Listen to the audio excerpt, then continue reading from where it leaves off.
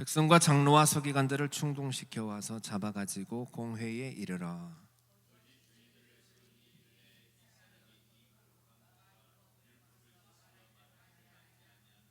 그의 말에 이 나사렛 예수가 이곳을 헐고 또 모세가 우리에게 전하여 준 규례를 고치겠다 함을 우리가 들었노라 하거늘 공회 중에 앉은 사람들이 다 스데반을 주목하여 보니 그 얼굴이 천사의 얼굴과 같더라.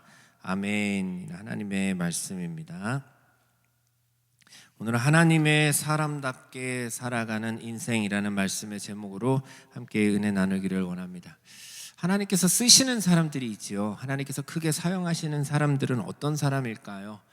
우리는 보통 능력 많은 사람, 말 잘하는 사람, 특별한 은사가 있는 사람을 생각하기 마련입니다. 그런데 오늘 말씀을 보면 스데반은 좀 다른 것 같아요. 스데반은 처음부터 특별한 일을 하기 위해서, 순교하기 위해서 세워진 사람이 아니었잖아요. 교회에 어떻게 보면 작은 필요를 위해서 세워진 사람이었습니다. 근데 하나님께서는 그 스데반을 복음의 증인으로, 그리고 첫 번째 순교자로 사용하셨습니다. 오늘 말씀을 통해서 하나님께서 어떤 사람을 사용하시는가, 또 하나님의 사람답게 살아가는 인생이 무엇인지 우리 한 말씀을 통해서 나누기를 원합니다.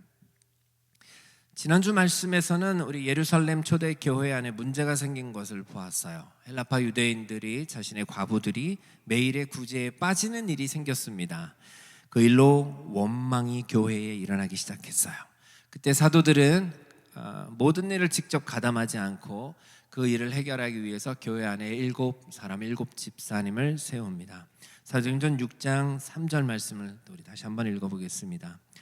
형제들아, 너희 가운데에서 성령과 지혜가 충만하여 칭찬받는 사람 7을 택하라. 우리가 이 일을 그들에게 맡기고, 그러니 7사람을 세운 목적이 분명했습니다. 우리가 이 일을 그들에게 맡기고, 그 일이라 함은 그 매일의 구제에 빠져 있는 구제일이었다는 거예요.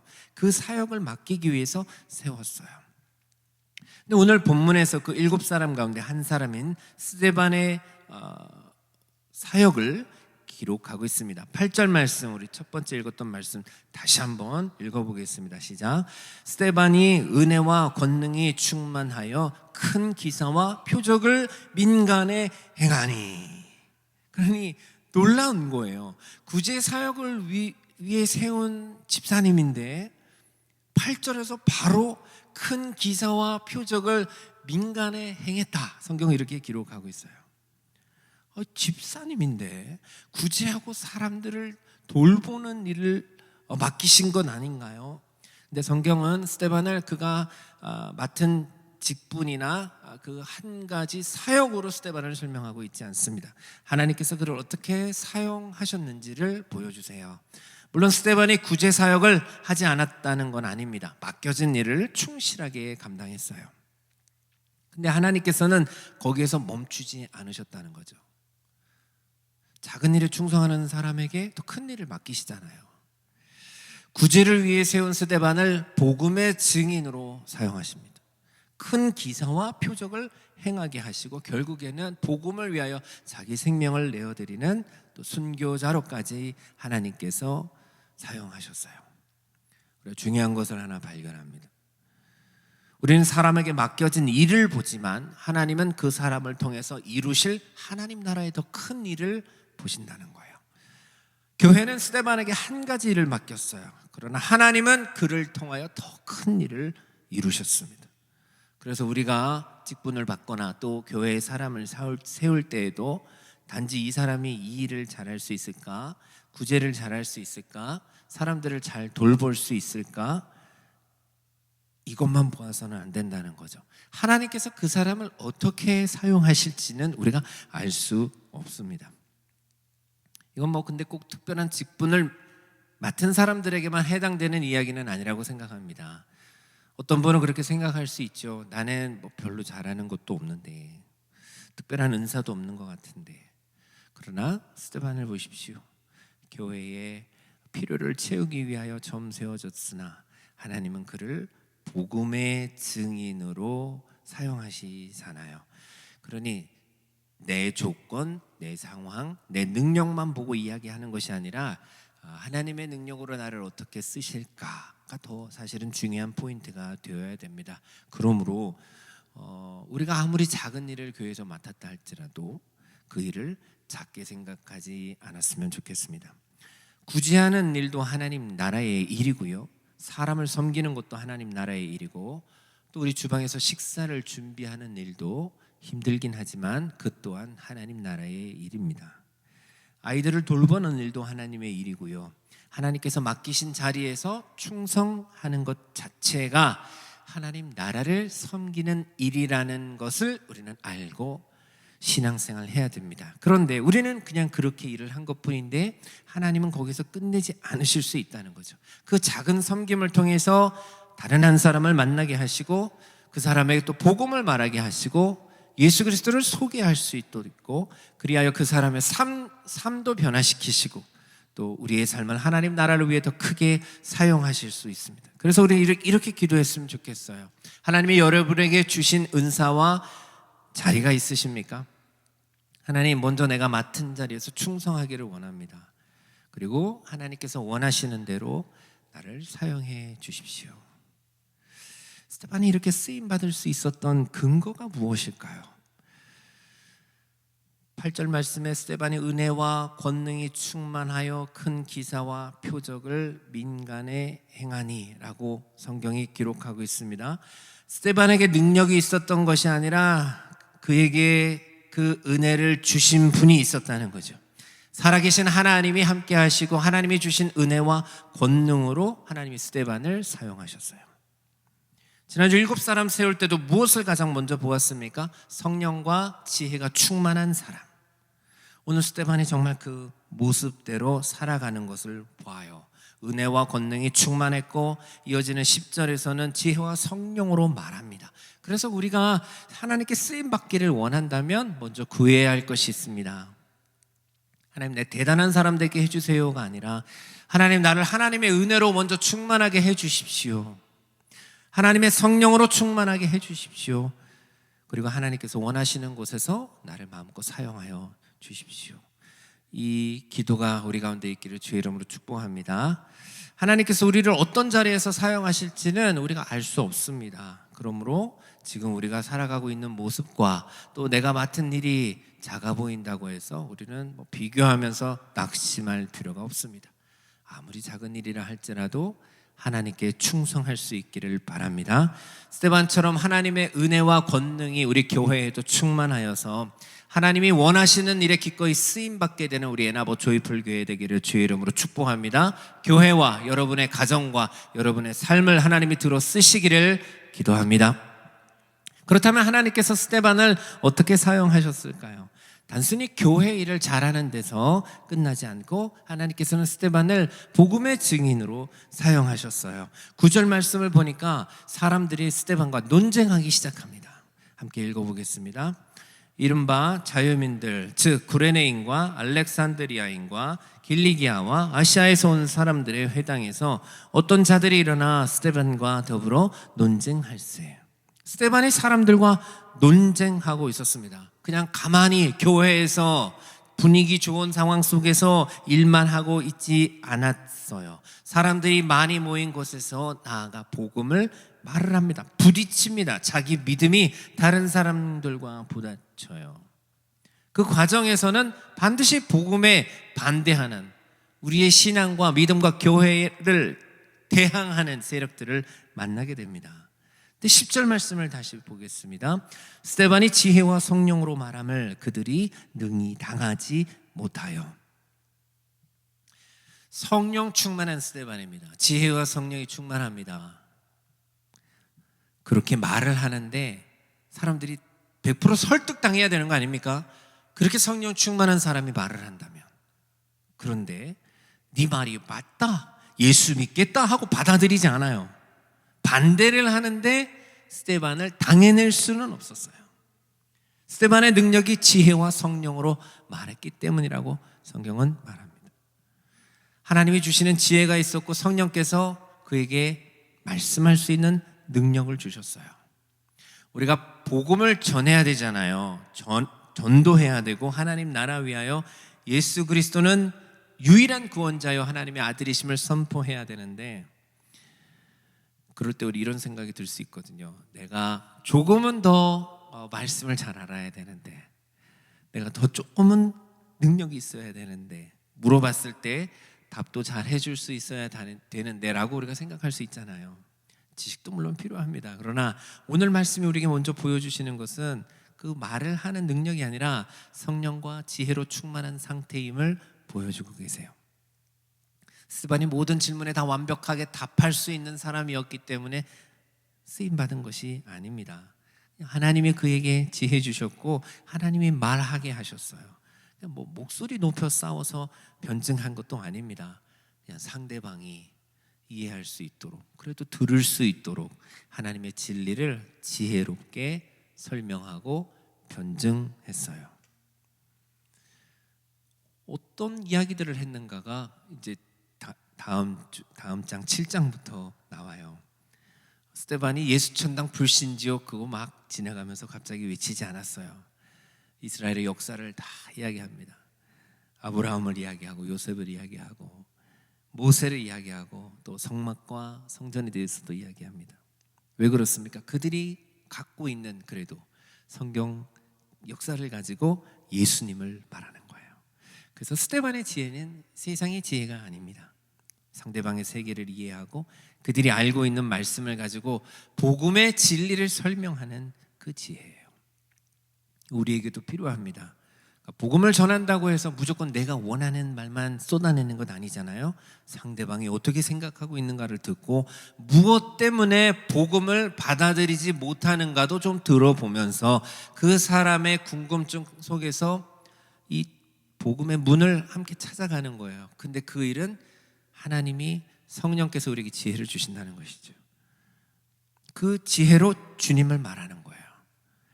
근데 지혜롭게 말한다고 해서 사람들이 다 좋아하지는 않아요. 10절에서 그들이 스데반을 당해내지 못하자 11절부터 어떤 모습을 보입니까? 사람들을 매수하여 말하게 하되 이 사람이 모세와 하나님을 모독하는 말을 하는 것을 우리가 들었노라 하게 하고. 성령이 주시는 지혜를 누가 당해낼 수 있겠습니까? 그러니 사람들이 하는 일이라곤 거짓이에요. 선동이에요. 돈 주고 거짓 증인 세웁니다. 아쉽고 가슴 아픈 말씀이죠. 복음을 지혜롭게 전한다고 해서 문제가 사라지는 것이 아니라는 것을 또 봐요. 오히려 복음이 분명하게 선포되면, 분명하게 예배드리면 더 저항이 크게 일어날 수 있어요. 그러니 우리의 목표는 사람들을 좋게 하는 게 아니에요. 사람들이 또 나를 좋아하게 만드는 것도 아니에요. 사람들이 하나님에 대하여, 예수님에 대하여 듣게 하는 거예요. 우리는 사람을 이기려고 복음을 말하는 거 아니지요. 논쟁에서 승리하기 위해서 복음을 전하는 것 아닙니다. 사랑으로 지혜롭게 성령을 의지하여 예수님을 말하는 것뿐이에요. 그 결과는 누구에게 맡겨요? 우리 하나님께 맡기는 것입니다. 우리 주변에 아직 교회 안 다니는 사람 많습니다. 예배를 드렸다 안 드렸다 하시는 분들도 많습니다. 주일에 교회를 아예 가지 못하는 분들도 많이 있습니다. 그래서 어제 우리 수련회 때도 그랬지만 최 집사님이 소리 없이 강한 이유가 모태신앙. 어려서부터 주일을 빨간 날엔 교회 간다. 근데 반대편에서는 저 모태신앙들을 왜 이렇게 뜨겁지도 않아, 열정적이지도 않아, 그렇게 보일 수도 있지만 모태신앙들은 절대 교회 빠지지 않습니다.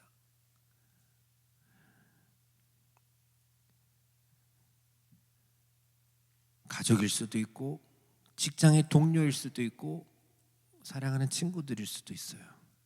그들에게 복음을 말할 때 내가 말을 잘해야 된다, 이렇게 너무 부담 갖지 않으셨으면 좋겠어요. 먼저 기도하는 거예요. 성령님, 제 안에 이 사람을 전하고 싶은 마음이 있고 내가 평생 예배드리면서 영원한 하나님 나라를 꿈꾸며 사는 것처럼 이 사람도 그런 마음 갖기를 원합니다 하고 하나님께 먼저 맡겨드리고 그 지혜를 구해야 된다는 거죠. 그리고 그 사람의 말을 들어보는 거예요. 뭘 고민하고 뭘 두려워하는지, 무엇을 의지하며 살아가고 있는지.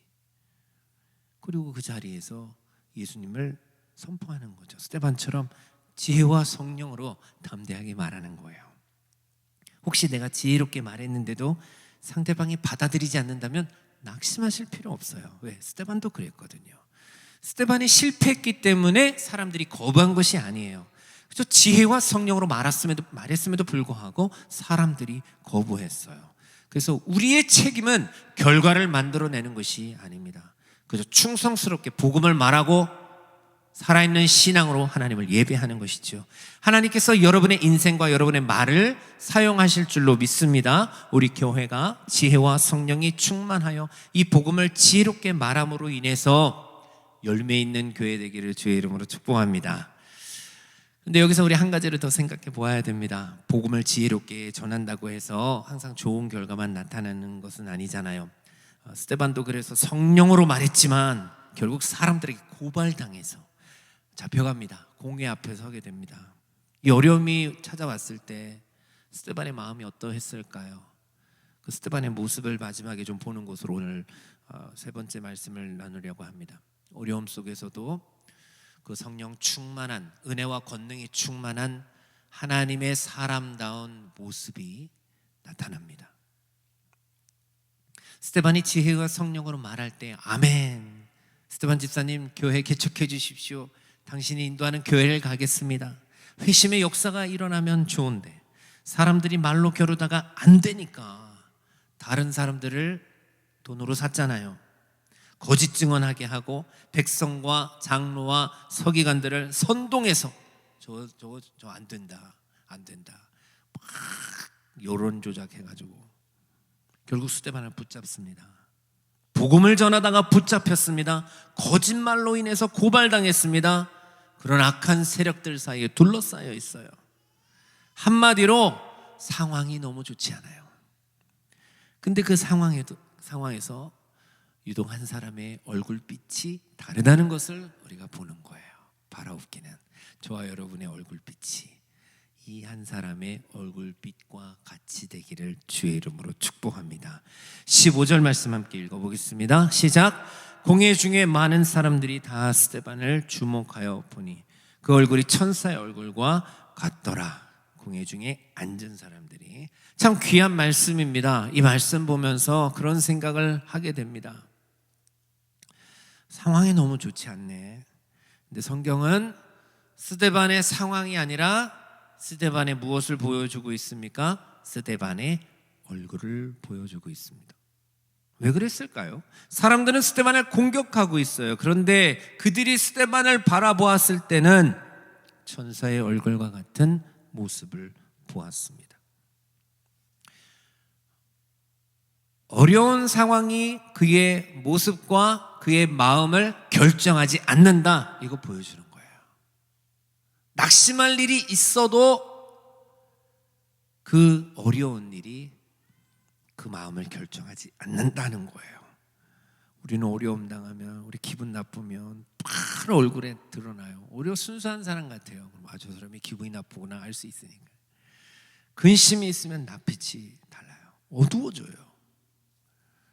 그래서 요즘 무슨 일 있으세요? 이렇게 묻잖아요. 사실 얼굴빛이 너무 안 좋으면. 아무리 우리가 로션 바르고 괜찮은 척을 해도 얼굴에 나타날 때가 있어요. 걱정 있으면 얼굴이 어두워지고, 화가 나면 얼굴이 굳어져요. 억울하면 얼굴에 불편한 심기가 드러납니다. 그런데 스데반은 지금 어떻습니까? 환경은 점점 어두워지고 있는데 스데반의 얼굴은 하나님의 사람다운 모습으로 변해가고 있다는 거예요. 우리 장로님 기도하실 때도 변하게 하옵소서. 주의 뜻 가운데 오늘 우리들의 얼굴빛이 오늘의 예배의 성공자가 되어서 오늘의 주신 말씀을 내가 다 100% 아멘으로 받아서 어려운 일이 있을 때 스데반의 얼굴과 같은 모습이 되기를 주의 이름으로 축복합니다.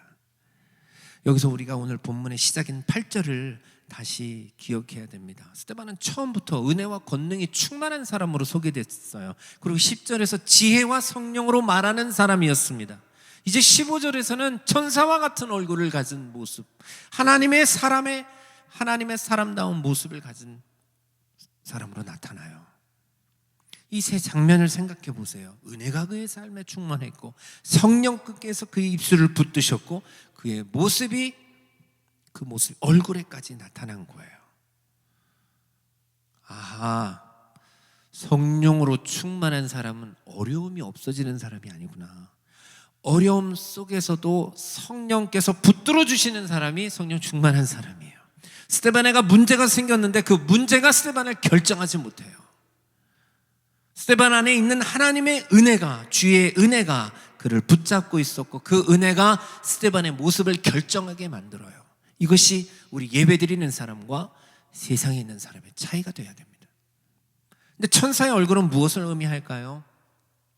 성경이 스데반의 얼굴이 천사의 얼굴 같았다고 해서 모세가 하나님 말씀 받고 얼굴에 막 광채가 있어서 수건으로 감았던 적이 있잖아요. 그와 같은 모습이라고는 단정 지을 수는 없어요. 그러나 천사의 얼굴과 같았다 하는 것은 그의 모습에서 하나님께 속한 사람의 모습이 나타났다 하는 표현으로 우리가 이해하는 게 좋겠습니다.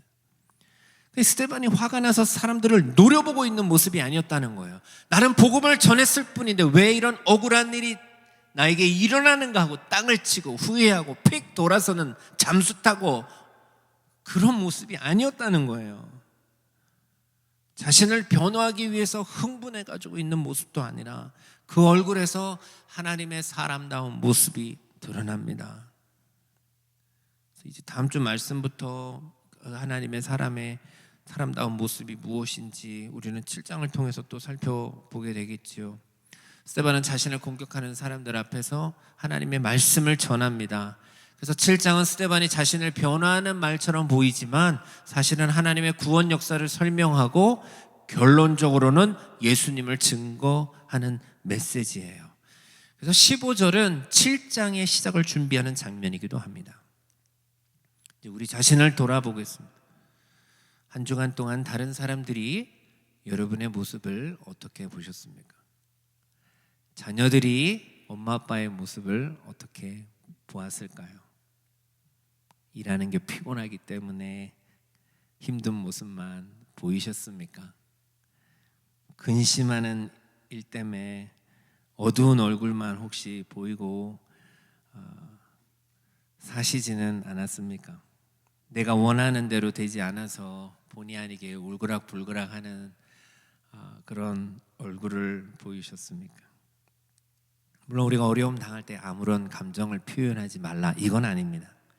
스데반도 사람이었어요. 하지만 중요한 것은 자신에게 닥친 어려움이 자신의 모습을 결정하도록 내버려둬서는 안 된다는 거예요. 왜? 우리 믿음이 있기 때문에, 은혜 받은 사람이기 때문에, 오늘 죽어도 천국 가는 사람이기 때문에. 그래서 우리 안에 있는 하나님의 은혜가 나의 모습을 결정할 수 있는 삶을 살아가야 된다는 거예요.